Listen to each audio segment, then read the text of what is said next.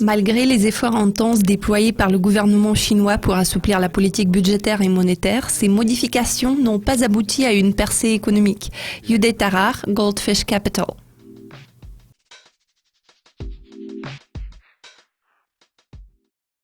Les banquiers centraux de la Chine ont travaillé très dur pour dissiper les préoccupations des ministres des Finances du G20 en promettant de ne pas dévaluer le yuan de manière significative. Mardi, nous avons appris le PMI manufacturier. Comment évaluez-vous la santé générale de l'économie chinoise à ce stade ?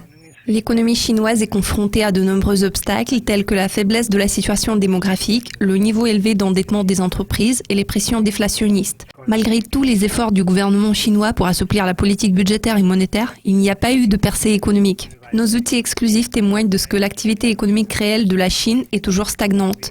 La croissance des investissements en immobilisation est à son plus bas sur 15 ans. La croissance des exportations réelles est en territoire négatif depuis 25 mois consécutifs. Le volume des exportations réalisées en janvier a chuté de 11%. Ces indicateurs réels poursuivent leur déclin rapide.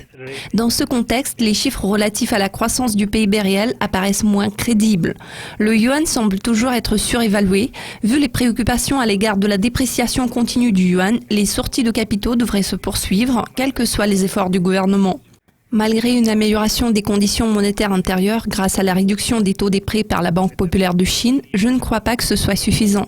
Les données sur la faiblesse de l'activité manufacturière du pays vont avoir des répercussions négatives sur la croissance salariale et l'emploi en Chine, ce qui va à son tour affecter la confiance des consommateurs qui avaient l'air de se porter étonnamment bien jusqu'à présent. Nos prévisions à l'égard des perspectives de la Chine sont baissières depuis près d'un an et au vu des données économiques actuelles, nous continuons de tabler sur une détérioration des résultats. Le ministre des Finances sud-coréen a réaffirmé sa confiance dans le leadership chinois ainsi que dans sa capacité de gérer le ralentissement économique de manière à protéger les marchés émergents. Qu'est-ce qui se profile à l'horizon de ces marchés à court terme ? Leurs perspectives à court terme sont loin d'être roses. La Chine constitue à peu près 30% du PIB des pays en développement. Vu les perspectives baissières de la Chine, il est très difficile d'avoir des prévisions optimistes quant aux marchés émergents. Parmi les plus grands pays en développement couverts par ma recherche, il n'y a quasiment aucun pays qui se porte bien. Les Philippines montrent les meilleurs résultats en termes de données macroéconomiques parmi les marchés émergents. Le taux de croissance du pays est supérieur à 6%, le compte courant est excédentaire, les déficits publics sont bien maîtrisés, le taux d'inflation et le taux directeur sont bas. Pourtant, le marché boursier du pays est petit et illiquide. Les données économiques fondamentales de l'Inde et de la Corée se portent relativement bien comparées à d'autres pays. Cela s'explique par le fait que l'économie intérieure de l'Inde est assez robuste, tandis que la vulnérabilité de la Corée face au choc extérieur est très faible. En revanche, les risques de détérioration dans ces deux économies se sont accentués au cours des derniers mois. Certains marchés émergents fortement tributaires des exportations, comme par exemple la Thaïlande et le Taïwan, souffrent du ralentissement à l'échelle globale. D'autres pays en développement dépendants des matières premières, comme le Brésil, la Russie, l'Indonésie et l'Afrique du Sud, subissent l'impact négatif de la baisse des prix des matières premières. Pratiquement aucune des économies concernées ne se porte bien. Enfin, quelles sont les publications clés susceptibles de façonner les marchés que vous allez surveiller de près cette semaine ? En règle générale, la première semaine de chaque mois abonde en publication de données. Plusieurs pays vont publier leurs chiffres d'inflation et il sera intéressant de comprendre si les pressions déflationnistes persistent sur les marchés émergents. Nous apprendrons les indices PMI des plus grands pays en développement. Le PMI chinois aura le plus d'importance. Je prévois qu'il restera au-dessous de la barre critique des 50 points pour le 7e mois consécutif.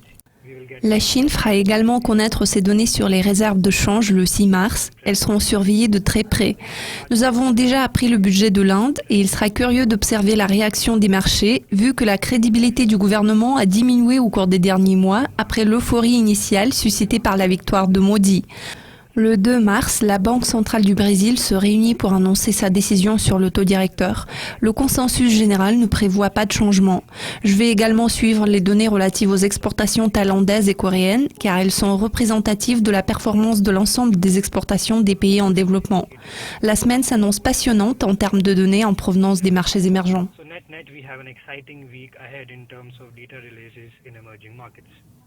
Merci de vos commentaires, Yude. Assurez-vous de suivre tous ces développements économiques et n'oubliez pas de regarder l'aperçu de la semaine écoulée avec Monica Gibson. À la prochaine.